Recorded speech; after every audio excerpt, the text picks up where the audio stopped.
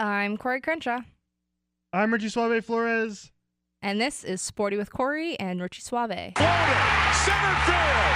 The Diamondbacks are world champions. Down is the motion man. Little flip to Fitzgerald. He scores. And the Cardinals win an amazing game. McClellan with a chance. He walks in. He scores. McClellan for the second straight game is the hero. Hello, Sporty Nation. Welcome back. Sporty with Cori and Richie Suave. I believe we're on episode number 16 now. Very awesome.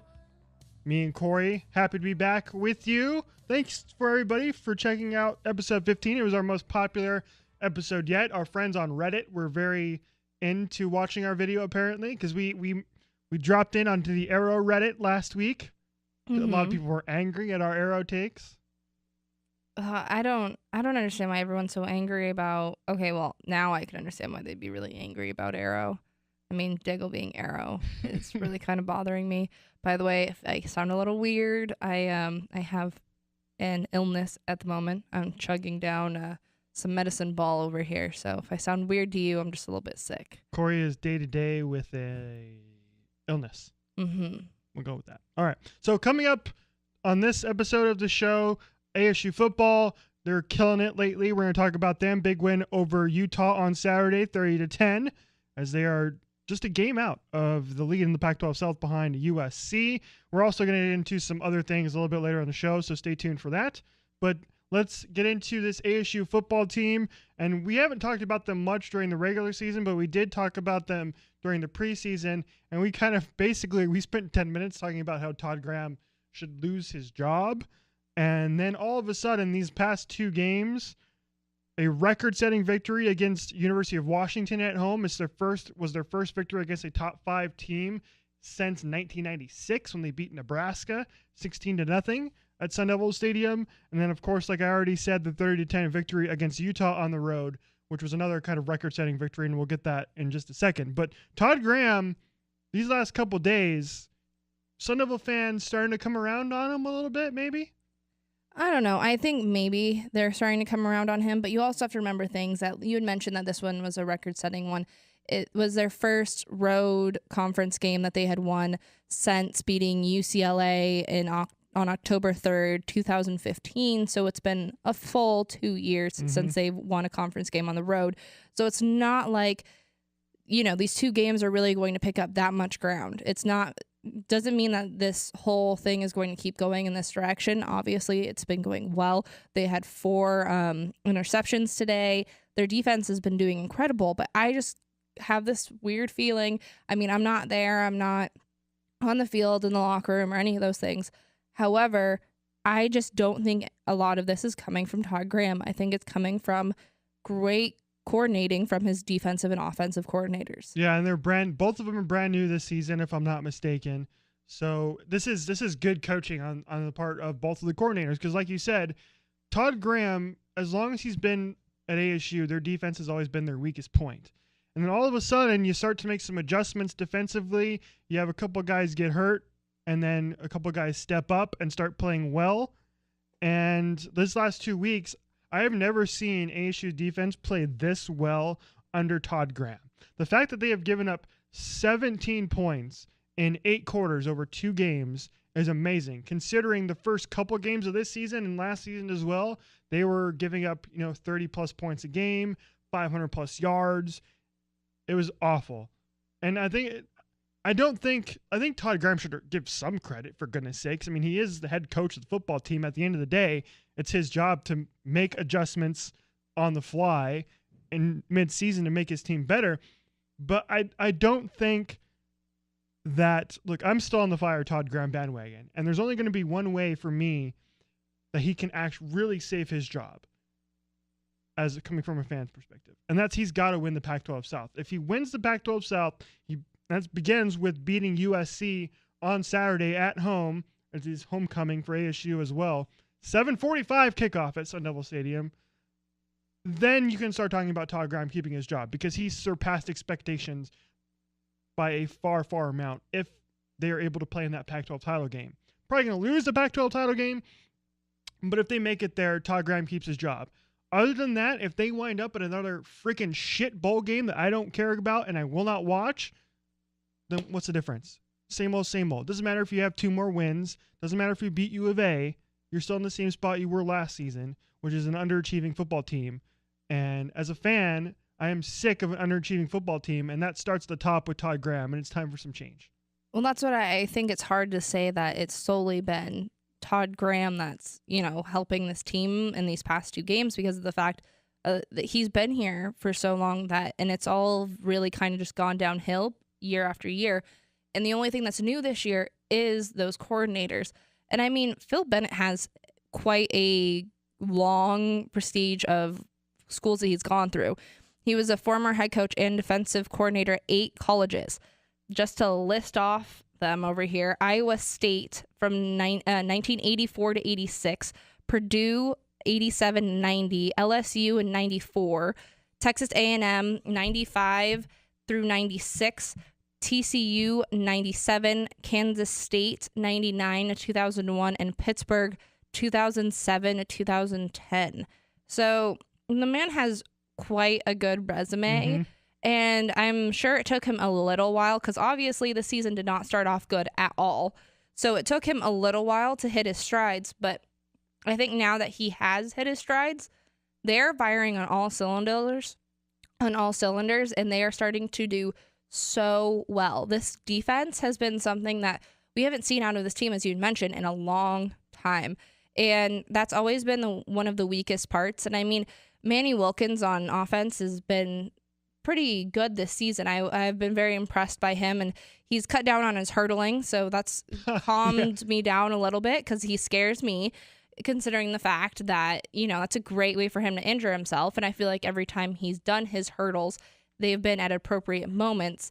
But no one's really talking about that this time around. Normally it's just, how amazing his highlights are of him hurdling people. But now they actually, instead of having fluff to talk about, are talking about how good this defense is. And they actually got national recognition in that game against Washington. It was something that this team has not seen in a long time. And I think that, I don't think the credit should go to Todd Graham. I'm sorry, but I just really don't.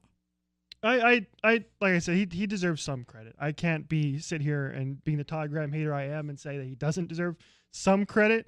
But when your players are they're just getting better as the season goes along. Manny Wilkins is somebody who, we talked about it before the season, the battle between him and Blake Barnett, who I like. He's a great leader in the locker room, but he's never really shown me a lot on the field. And I thought today and last week against UW, he showed me what he's all about. He threw an interception today against Utah, but he doesn't do that. He holds onto the football. He protects the football, doesn't turn the football over that often, and he's pretty accurate, 19 and 29 against Utah.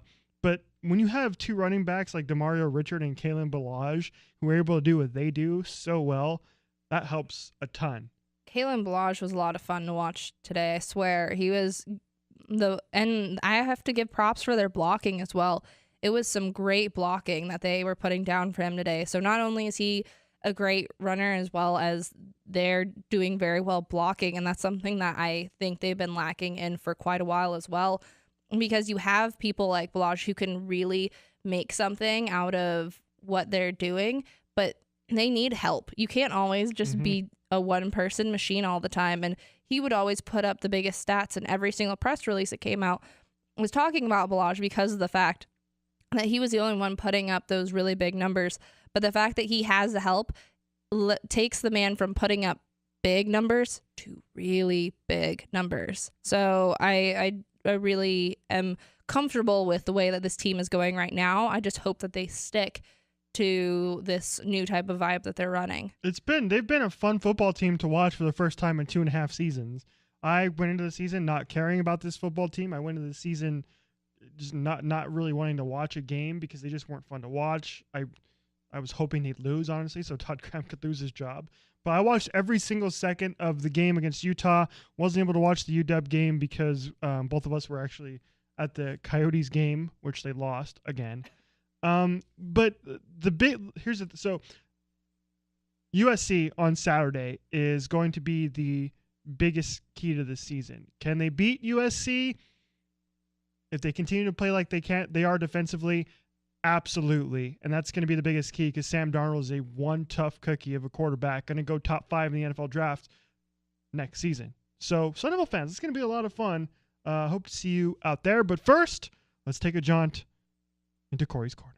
All right. So for my Cori's Corner this week, I would like to pay a little bit of tribute to Sarah McClellan, and she just announced that she is going to be quitting her coverage of the Coyotes at the end of this month, and she's going to be covering the Wild next month. So that is going to be exciting for her, but I just wanted to say thank you to her because, she's done something big by covering a sport that is pretty widely known for being covered by a lot of men, and the fact that she came in and really showed that women can have a lot of knowledge in hockey and has really opened a lot of doors, I think, for a lot of people within the state, especially since hockey is not as much of a known sport in this state. So she kind of brought it to light and brought women covering the sport to light. And it's been something that's amazing because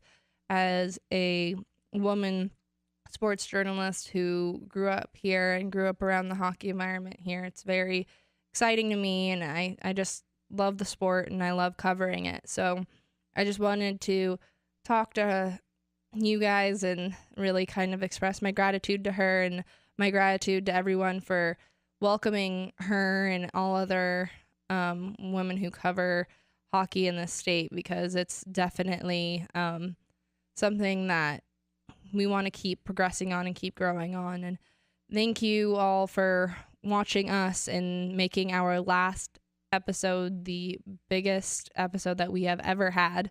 And don't worry, I know there's been some rumors about people cutting back on coverage of the Coyotes. We will never cut back on our coverage of any Arizona team because we want to be able to give you guys the 100% of coverage that you want out of this state that you sometimes don't get. So don't worry, you will always be able to get it here. But thank you again, Sarah. Cori, I 100% agree with you. We're definitely going to miss Sarah McClellan around these parts. Best of luck to her in Minnesota. She is going to kill it there covering the Minnesota Wild and former Coyote Devin Dubnyk. But this segment we are going to dedicate to the World Series, which begins on Tuesday. The Dodgers will be hosting in Game 1 either the Yankees or the Astros, and the only reason we say that is because we are watching Game 7 of the ALCS right now, so unfortunately we don't know who the Dodgers will be playing at this point. But because of that, we decided to kind of have some fun with this segment. And what exactly are we doing here? Because you're kind of surprising me with this. Okay, so I decided I'm starting to, as I mentioned before, I'm a little bit sick, so I'm starting to lose my voice. My medicine ball from Starbucks over here is not helping me as much as I hoped it would. As part of it's because I think I drank it all. But so I decided to give you 10 different questions. It's like 20 questions, but half the size, about the teams, and the first 7 of them were mine, and then the last 3 was Sporty Crew. So, of course, since they're Sporty Crew, 2 out of those 3 are actually kind of very creative because that's the way they are. I would also like to point out that I have no idea what these questions are. You're going to surprise me with them as I hear them. So this should be fun. Cori, go ahead and hit me with question number 1. I'm a little bit nervous. Question number 1 is actually very ironic because you were talking about this during our break. Number 1 is Aaron Judge overrated? I don't think he's overrated. I'm not that big of a fan of him like everybody else seems to be. Everybody who watches Major League Baseball seems to snorkel him, basically. Snorkel? We use it on the Freaks all the time. But just basically like just because he hits a home run, you have to love him. He did great during the home run derby. I enjoyed that. But other than that, like Aaron Judge, he just does nothing for me. He's just a good baseball player, and that's about it. I mean, there's nothing much else for me to say about him. So he's not overrated. He's a good player, probably gonna win the AL MVP this year, but take him or leave him for me. He's not that big a deal. He doesn't make me like the Yankees like a lot of people do. Speaking of MVP, who would be your World Series MVP? So I'm going to take a swing at this. It pains me to say this. It really does. But the Dodgers are the clear favorites, no matter who wins Game 7. So I can't believe this is about to come out of my mouth, but look at my screen right now. You can tell my hatred for the LA Dodgers. Clayton Kershaw is going to win the World Series MVP. Not the man that everyone confuses my last name with. Really? Yes, unfortunately. He's been for the most part pretty damn good. Actually, he started 2 games this year, and the first game was against the Diamondbacks in Game 1 of the division series, and he gave up 4 runs. But in the start against the Cubs, he pitched quite well. Well, that was painful. Okay, how many games will the series go to? Okay, so I'm going to split this in half. I'm going to split it if it's LA Houston, if it's LA New York. Justin Verlander would be the X factor for me in making for it a longer series. So if Houston wins Game 7, it will go 6. If New York wins Game 7, it will go 5. How many total home runs will be hit in the series? Are you going to hold me to these questions? So this is like a bet. Like if I'm not close, I have to do something. I'm not going to hold you to them, but if you decide to skip any questions, we all know how much you hate Coors. So if you decide to skip one, we will make you drink a Coors for each one you skip. No, I'm not going to skip a question. I'll come up with some answers. I mean, if you want us to hold you to them, I think I should, yes. Then we can come up, or Sporty Nation can come up with some type If I'm wrong, I have to do something. Well, like this one is kind of rougher because like how many home runs you can should we say if you're within like 2 or within like 5? Yeah, exactly. Yeah. Okay. So I'll kind of put an over under. Both, okay. So New York and Houston can mash. The Dodgers don't rely as much on the home run. Kiki Hernandez had a huge Game 5 though for the Dodgers. They obviously have Justin Turner who can mash. I'm going to say, if it's a 6-game series, I'm going to say there's going to be 10 home runs in 6 games. And you have to be within what? 1 on either side. 1 on either side? Yeah. Okay. Hold him to it, Sporty Nation. Come up with something that if he loses, he has to do. Who will start pitching? Like the first game, who are they coming out of the gate with?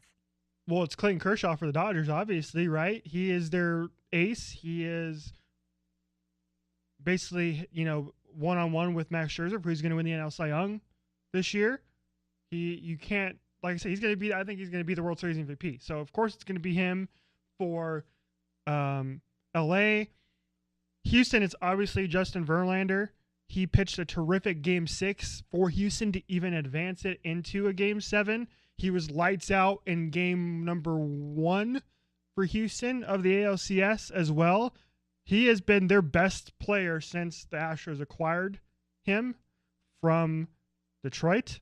Of course, him and Kate Upton comes along with it too. I would think she's probably there. I haven't seen her yet. They haven't taken a shot of her. I'd like to point out our Sporty crew, which are both guys, were saying that they think that Kate Upton is the X factor because she brings the distraction to the other teams and that she brings the focus and the, let's just say, motivation for Justin Verlander.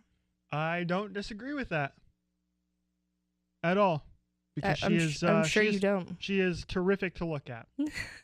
I wish they would when Justin Verlander pitches next, I think the Sporty Nation, the gentlemen members of the Sporty Nation will agree with me on this. They should just put a picture-in-picture box. So Justin Verlander, and then have in the upper corner Kate Upton and her reactions in the other picture-in-picture box. I'm not even sure. I'm the one girl out of the room of 4 people. So I am kind of overran over here. So I'm not even going to start going into that one. I'm just going to move on to my next question and say, who will do the most bat flips? I love this question. I think that's a loaded answer because we all know that's going to be God dang Yasiel Puig. Yeah, I knew you'd go off on Yasiel Puig. That's why I asked this question. I can't freaking stand. Like, dude, just like he got into a Twitter fight with Keith Olbermann last week because of his bat flip on a single and double. He called Yasiel Puig out on Twitter, and I was like, "Go Keith, go!" Because Yasiel, you haven't won shit yet. Well, he also needs to keep his tongue in his mouth. Yeah, sure. He looks like Crazy Days of Miley Cyrus. Personally, that's what it reminds me of. That's funny. But which goes on to, and I already know the answer for this one, which fans will be the most annoying? I think it's fair to say that the Yankees fans and Dodger fans are both assholes.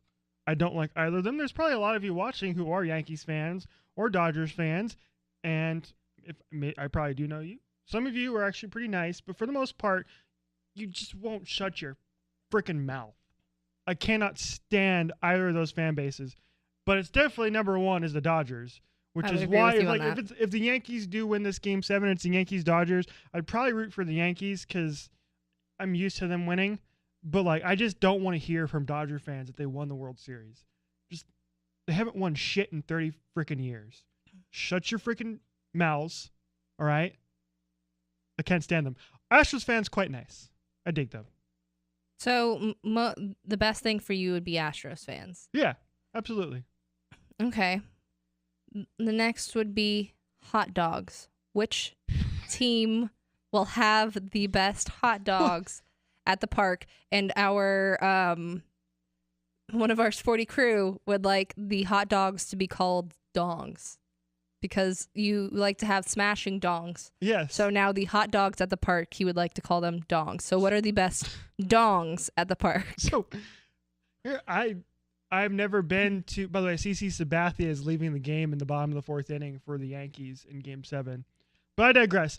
I've never been to Yankee Stadium, never been to Dodger Stadium, never been to the Houston Astros ballpark, so I don't know much about their hot dogs or their dongs.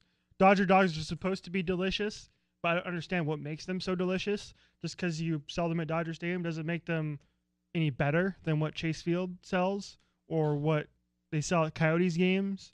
So I'm going to call it a tie, but don't you dare put frickin' ketchup on your frickin' hot dogs or your brats. I will find you, Sporty Nation, if you do that. I'm sorry, Richie, but I do put ketchup on my hot dog. I know. I get made fun of all the time. I know that very well, yes. Because we've... Yeah, I know you've made fun of me many a times for it. But, okay, the other thing that you also love to rip on people who don't like this, and I thought was a very interesting question from one of our Sporty crew, was which team led by who would end up sitting on the Iron Throne? So say like a team would be like the Lannisters, so like the Yankees are the Lannisters and Aaron Judge is Tywin Lannister. So like who would be leading the army and what team would be the army?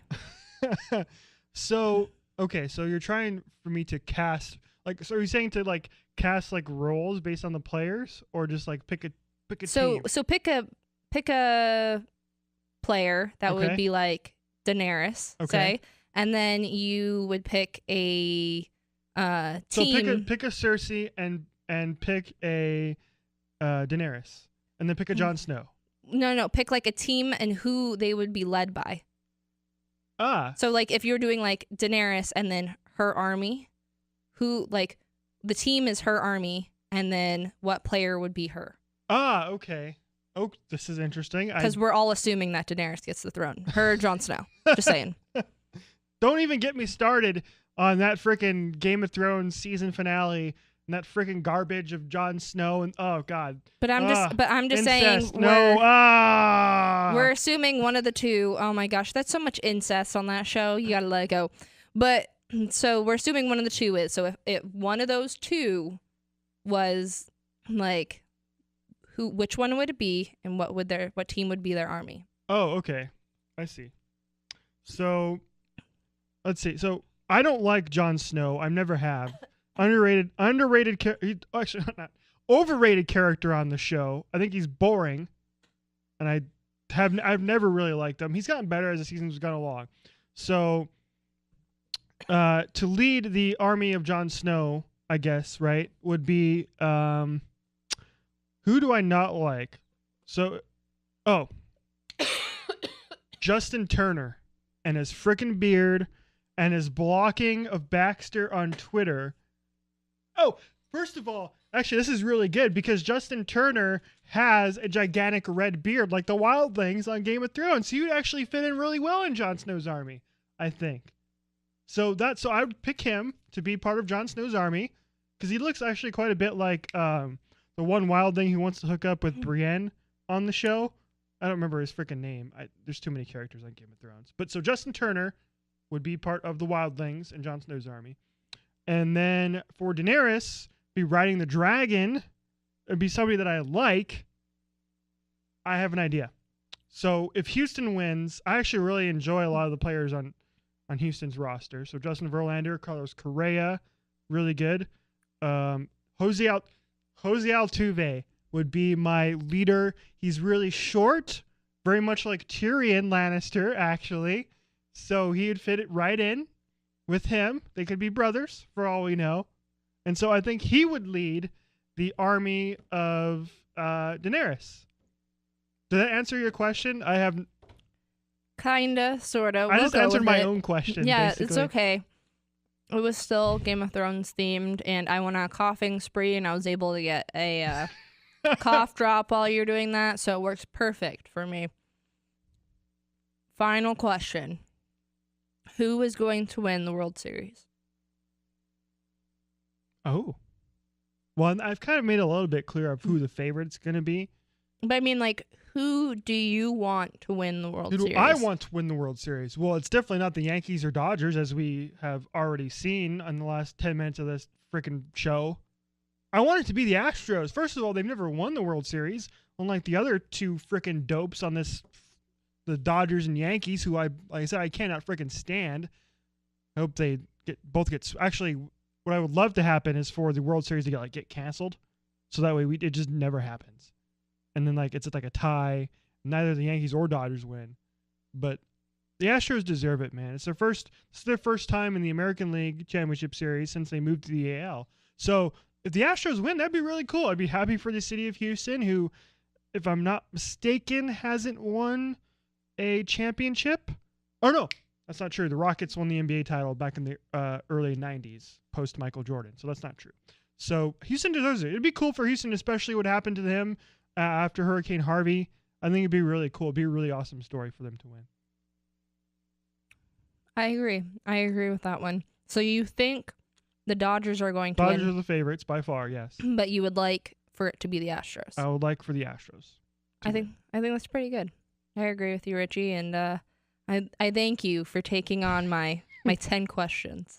All right, Sporty Nation, it is now time to end the show like we did last week. It is now time for our weekly Arrow recap. And we're not going to recap the whole episode as much as we did last week. We're just going to get into the finale, the final scene. Spoiler alert. 3, 2, 1. John Dingle is now the new Green Arrow. So we have very differing opinions on this. And we're going to give our reasons why. Cori doesn't like it. I love it. We're just going to give our reasons why and then rate the episode. Stupid. So, Cori, please go first. Why didn't you like the end? Well, he's like, oh, well, I need to spend time with my kid and blah, blah, blah, blah, blah.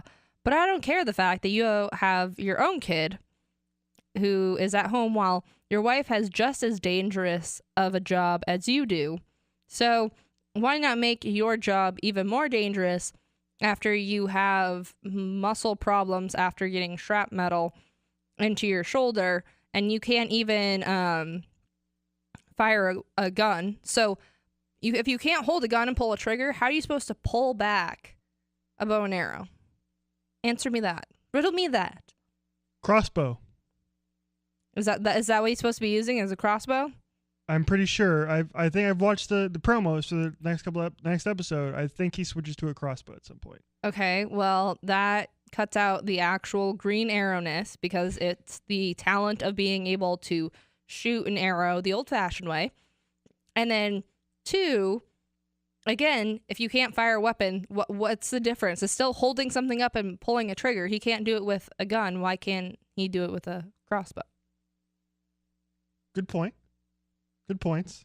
I understand, but they're still going to make that a thing. Like, the team's going to find out at some point, and they'll change and fix it at some point. They'll address it. But, okay, I have 3 reasons why I really like this turn of events. Number 1 is that the entire episode, they were building up the relationship between Oliver and William, father-son. And, first of all, those scenes between William and Oliver were the best parts of the episode. Stephen Amell did an amazing job acting in those scenes, and the entire episode was building to this. That moment when he understands that he can't leave William. He can't do that as a father. He's taking on that responsibility. He understands that. Then why can't he let Felicity meet William? So that way William has a motherish figure because Felicity's not out in the field. Let me continue. Okay. Number two, it shows growth of Oliver Queen since the very first time we met him in season 1. This is a decision that he never would have made in the first 5 seasons because now he has decided to stop being the Green Arrow a couple times before. The first time he did it was at the end of season 3 when he ran off with Felicity, and that was a very selfish decision on his part to basically leave the city behind and say, oh, it's good. They don't even need me at all. Second time he did it is because of what Prometheus did to him and broke him down. The Green Arrow itself kind of took on a different meaning for him. But this time, it just shows that Oliver understands that there are bigger things than, saving the city. That he can do that as a father and as the mayor. He doesn't have to put himself on the line every night because he can't. He understands now that he can't leave William alone, and I love that part of it. Oliver's growth to me is the number 1 reason why I loved it. And the number three reason why I really liked it is because I'm so excited to see. First, David Ramsey is a terrific actor. He is super funny. We went to one of his panels at Phoenix Comic-Con a couple years ago. And so for the next, because look, this isn't going to last very long at all. Oliver is going to be back in the costume by the time the crossover rolls around. He's going to be the Green Arrow again. But at least for the next couple episodes, to see John Diggle kind of take on more responsibility is going to be really fun to watch. And that's part of the reason why I'm so excited about it, is understanding that it's not going to last forever. It shows Oliver's growth as a character.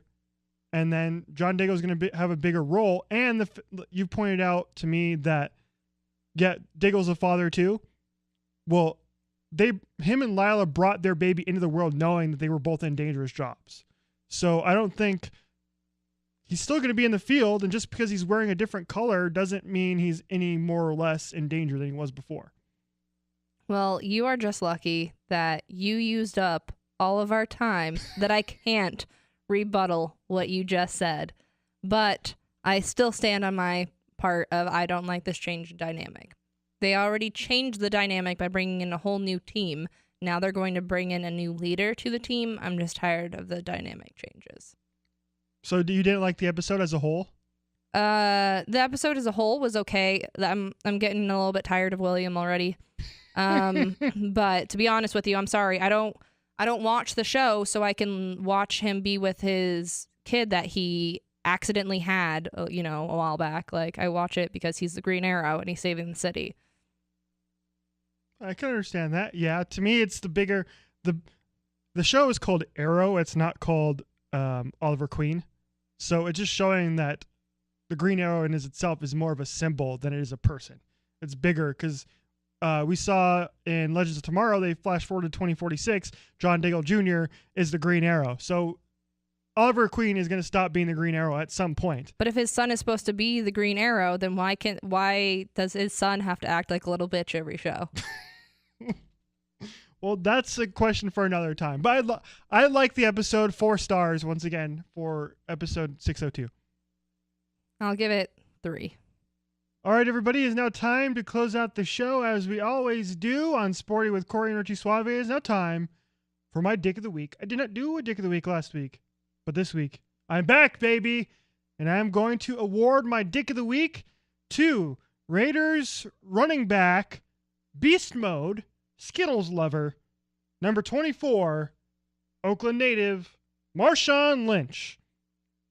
Marshawn, you were a total dick when you, for whatever reason, decided to leave the sideline, run onto the field into a scrum between the Raiders and the Chiefs on Thursday night, and then shove an official. Why, Marshawn Lynch? What a freaking douchebag. Like, get yourself under control, my friend. You're suspended now for a game because of something ridiculously stupid. Leaving the bench, shoving an official. Absolute no-no in any sport. And for that reason, Marshawn Lynch, go home, eat your fucking Skittles next week. You are my Dick of the Week. And that will do it for this edition of Sporty with Cori and Richie Suave. Thank you so much for hanging out with us on this episode. We'll talk to you again next week. Good night and good sports, everybody.